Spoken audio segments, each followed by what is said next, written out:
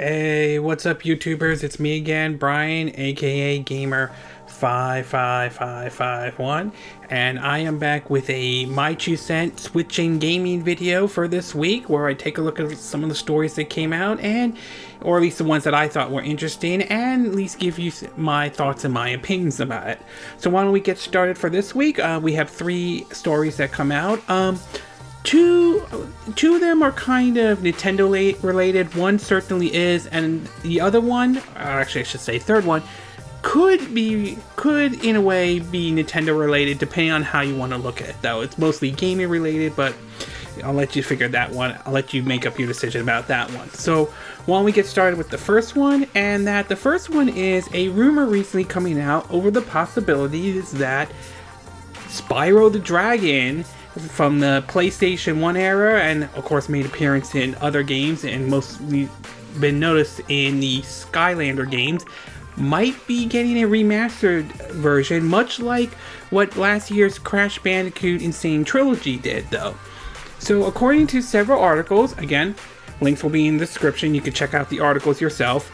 According to this one from Game Informer, it's reported that Kotaku is reported the rumor writing that multiple sources familiar with the projects are saying that a remastered collection, that a Spyro Dragon game is coming this year. It's reported that are saying that the remastered collection will be comparable to the recent Crash Bandicoot Insane Trilogy. The collection will cover the first 3 games: Spyro the Dragon, Ripto's Rage, R-I-P-T-O, if I'm saying the name wrong, I apologize for that, and Year of the Dragon, and will feature a huge visual and overhaul and improvement to the game's original save system. Vicarious Vision, the developers behind the Insane Trilogy, is working on the remaster. Kotaku has also reported that the game will be announced next month for the PlayStation 4 and released this year for Sony console. The game will then make its way to other platforms in 2019, which is similar to what Nintendo Life has reported, that says that is basically pointing out that the game is basically a Sony exclusive deal. It says that the game in 2019, the game will come out to other consoles when Sony's exclusive period ends. Let me click out of that.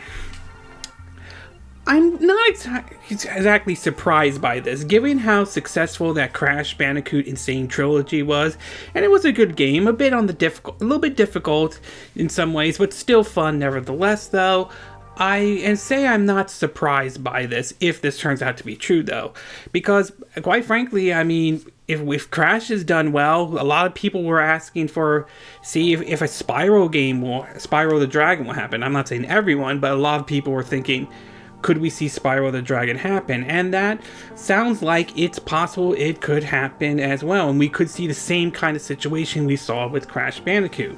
Now, speaking of Crash, as I mentioned in past videos, that there's a rumor that he could make an appearance on the Switch earlier this year, and given how successful Crash Bandicoot was last year, though, I have a feeling that Spyro could go into that same path with Crash as well, meaning that this game will do well, which means the remaster version will be out next year, if the reports are saying are true, with probably a whole new entry as well. And personally, I will be down with that though. While people have mixed reactions to time exclusives, I mean, unfortunately it is what it is though, I definitely am down with them doing a Spyro the Dragon trilogy. Quite frankly, I never really played the games at the time, so this is a great opportunity to try them out as well, and I would definitely be interested to see if they do announce this next year.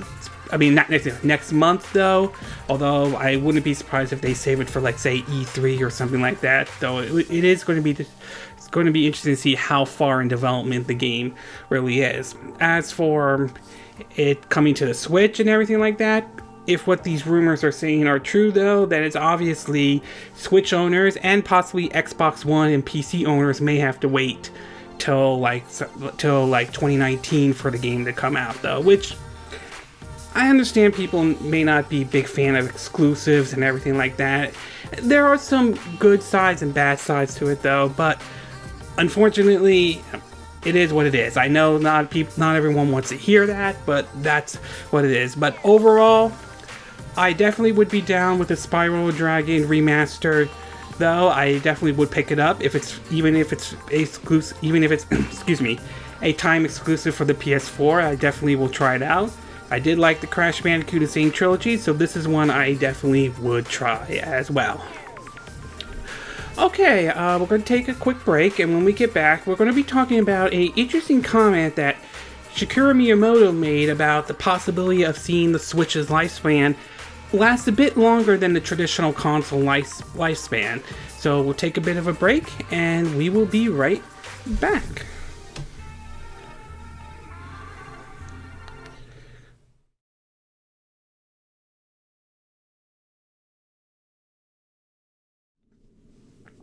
Okay, and we are back with part 2 of our video, and for this one we're going to be taking a look at a comment made by game developer and creator of Mario and Zelda, Shigeru Miyamoto, recently about the Nintendo Switch.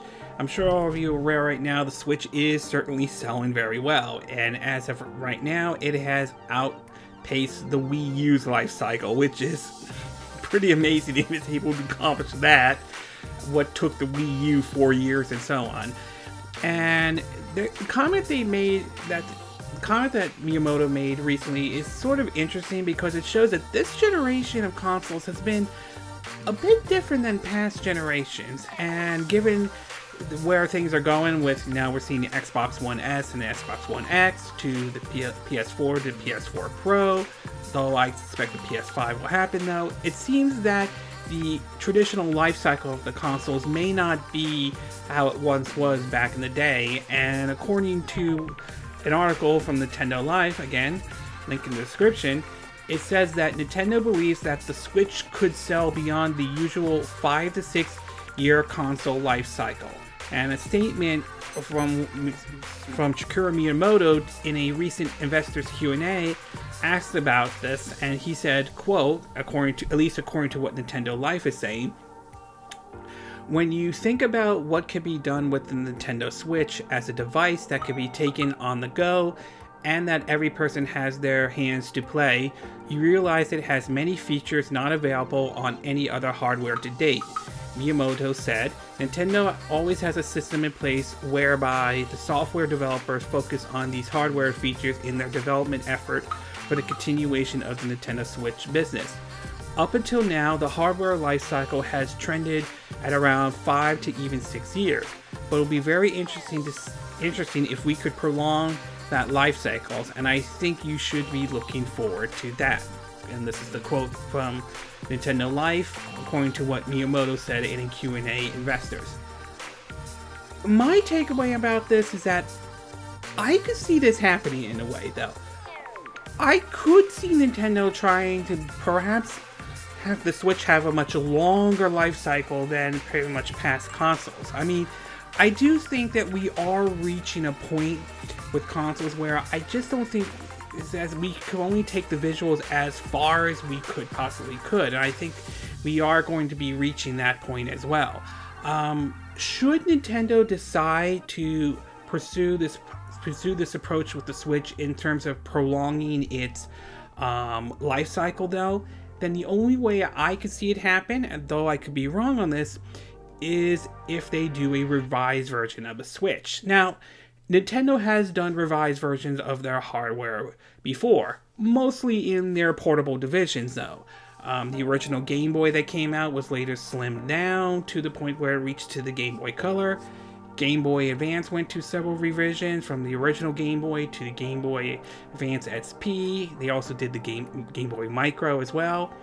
The Nintendo DS went to several revisions, from the first bulky one to the DS Lite, to the DSi, to the DSi XL.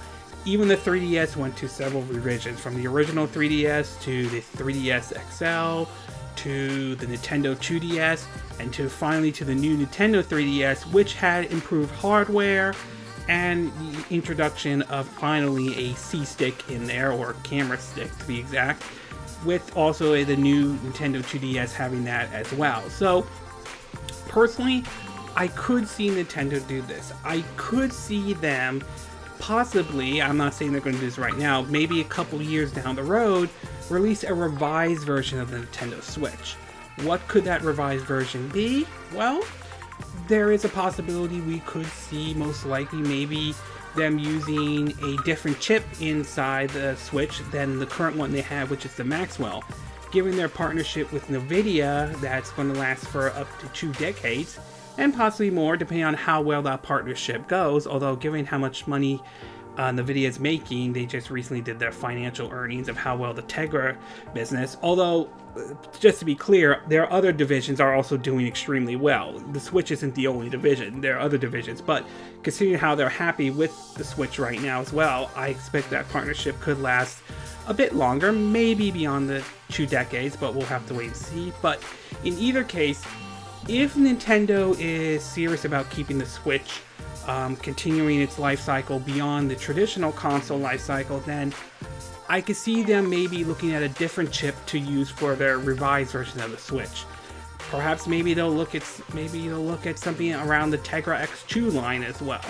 Perhaps maybe they'll look at, say, Pascal, which is often used in NVIDIA's, graphics cards that they use. So in either way, if Nintendo's aiming for that, though, then I could see perhaps that's one of the areas we will see in a newer version of a Switch, or a revised version, a more powerful NVIDIA chipset, though. Of course, although I still think we're not there yet, so we'll have to wait and see. But overall, I do think that I wouldn't rule out the possibility of a revised version of the Switch, though. Assuming if this is true, if this is what Nintendo is aiming for, to keep the Switch going beyond its traditional console life cycle, then that's where I'm looking at right now, that we will probably see a revised version of the Switch at some point down the road.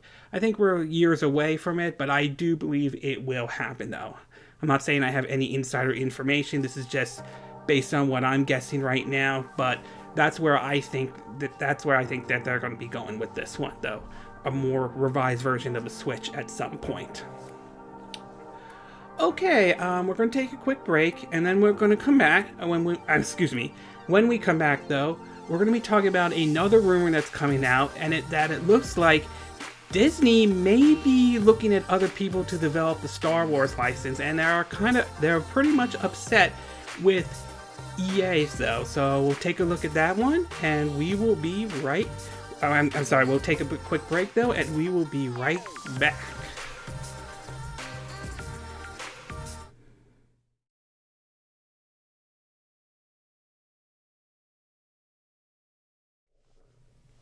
Okay, and we are back with the third and final part of this My Two Cent for this week, and this one has to do with the Star Wars license. I'm sure all of you are aware about the whole controversy Star Wars Battlefront 2 has earned, over ranging from the whole predatory practices of microtransactions to how it got picked up by mainstream media, to the point that Disney had to step in and tell EA, cut it out, fix this and all, and they had to pull the microtransactions out, which then got picked up by several politicians, including a Hawaii state senator by the name of Chris Lee, that pushed for a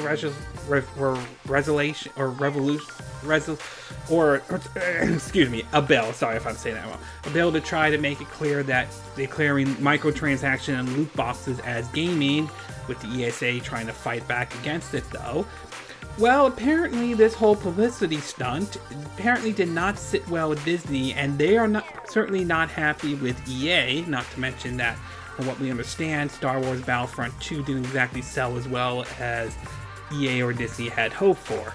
So, in a recent article that was picked up by Cinelix, Cinelix, apologize if I'm saying the name wrong, I'll have a link in the description. It appears as though that the license with EA to work on the Star Wars license might be in trouble.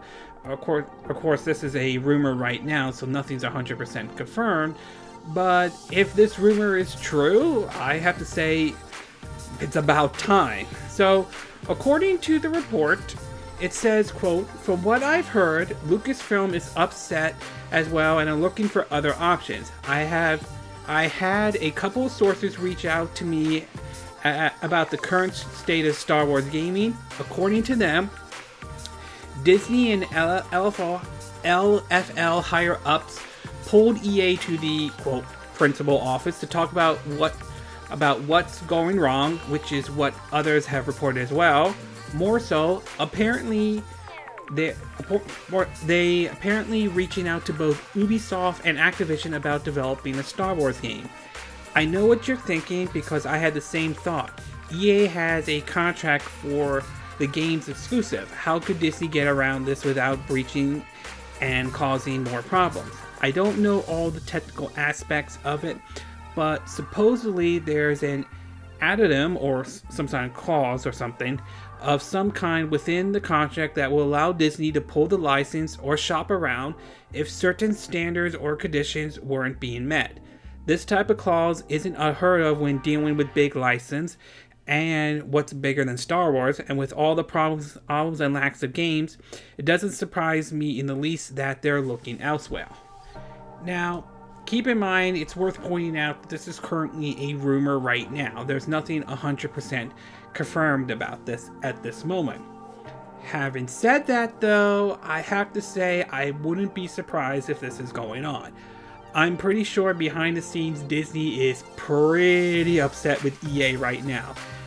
Putting aside the Last Jedi controversy, which, as a side note, I understand if people don't like the movie, that's one thing, but once you start playing the SJW feminazi or you got bought out by Disney to make great reviews about your movie, I'm sorry, you lost any valid argument to make at that point. But putting The Last Jedi aside for a minute, this is a controversy Disney did not want, let alone they did not want Star Wars, of all things, to be involved with any loot boxes or microtransaction.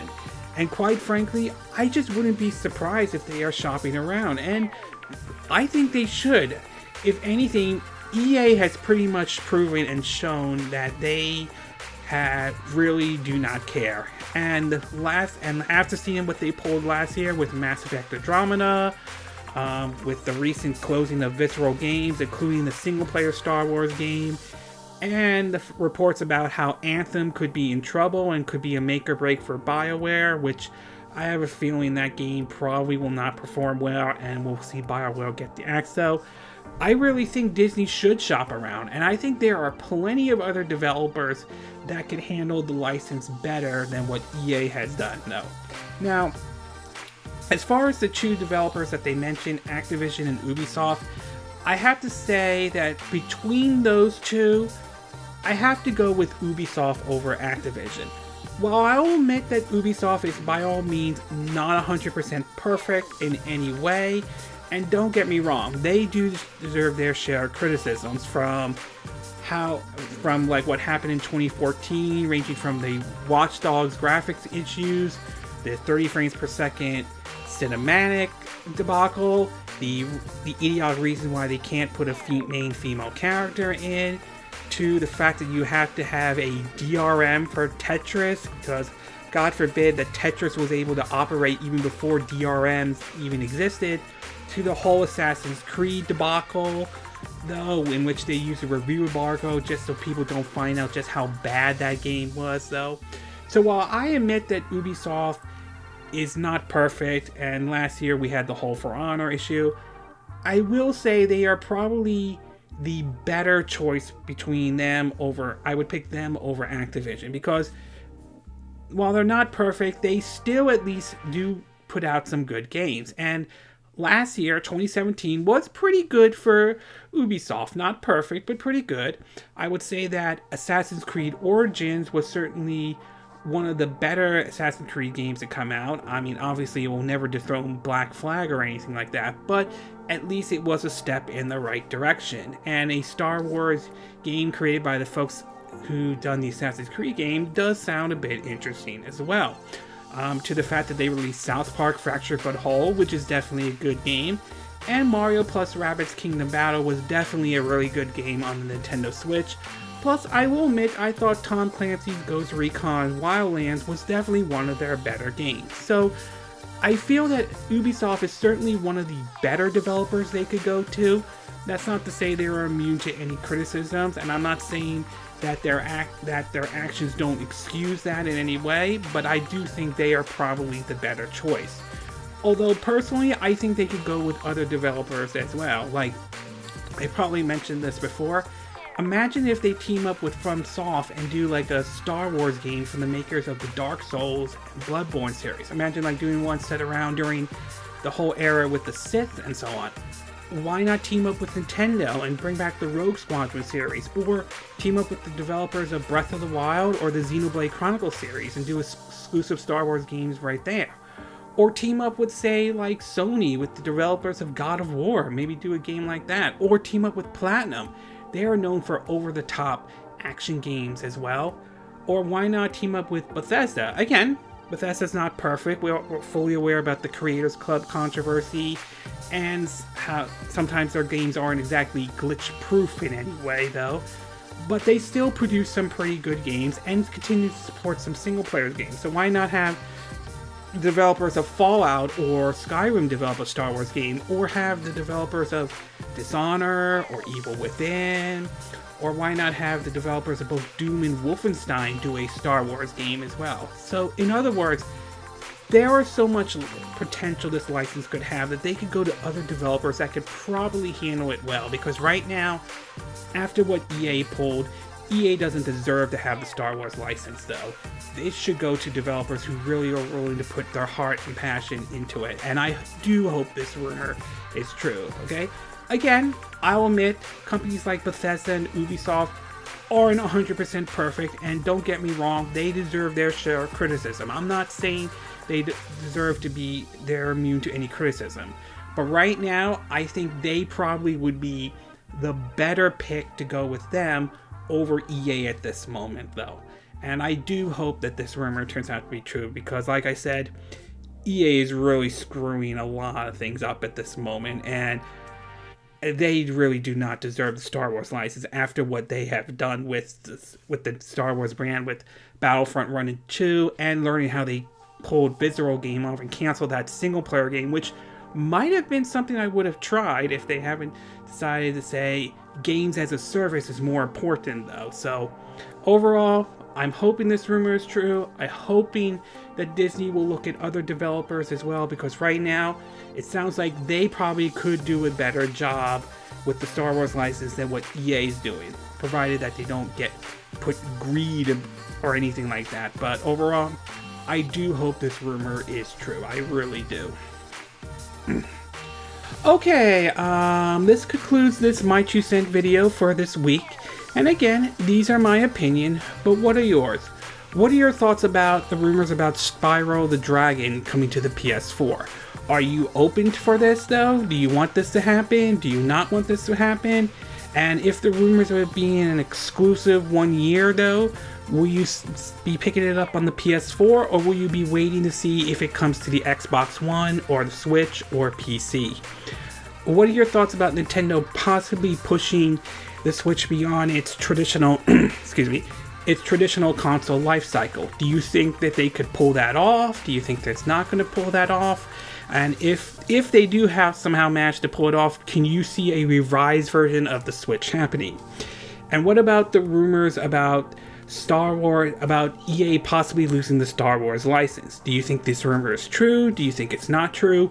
Do you think EA deserves to lose the Star Wars license, or do you think they don't deserve it at all? And what developer do you think could handle the Star Wars license better than what EA has done? And do you agree with what I said in this video? Do you disagree? Do you have a difference of opinion? As always, sound off on the comment section below. Let me know what you think. I hope you hit that like button. I would appreciate it. And I hope you do subscribe to my YouTube channel. Also, feel free to share this video if you want to, and feel free to donate to my channel if you like. You could do it through PayPal me or Patreon. Links will be in the description of this video. And I will see you again next time when I do another video. Hopefully that'll be soon. Until then, from Southern California, I wish you all a good day then. Bye!